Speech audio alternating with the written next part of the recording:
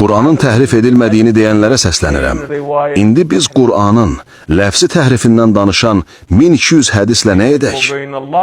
Bizim başqa bir dini mövzuda eyni şeydən danışan 1200-dən çox hədisimiz yoxdur. Hətta Qədirxum məsələsi haqqında belə bu qədər hədis yoxdur.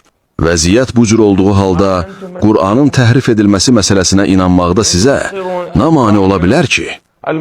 Niyə biz keçmiş alimlərimizdən olan Əllamə Şeyx Mühəddis Nurinin yolunu gedib Qur'anın təhrif edildiyinə inanmayaq?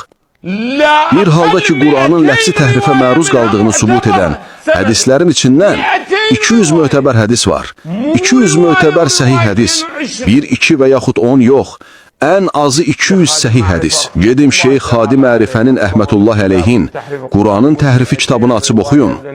Şeyx özü orada deyir ki, 200 səhih sənədli hədis var ki, Qur'anın ləfsi təhrifini təsdiq edir.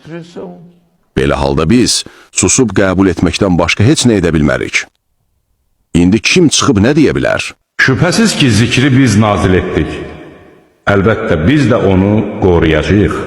Rəbbinin kitabından sənə vəhy olunanları oxu. Onun kəlmələrini heç kəs dəyişdirə bilməz. Ondan başqa heç bir sığınacaq tapa bilməzsən. Nə önündən, nə də arxasından batil ona girişə bilməz. O, müdrik, tərifə layiq Allah tərəfindən nazil edilmişdir.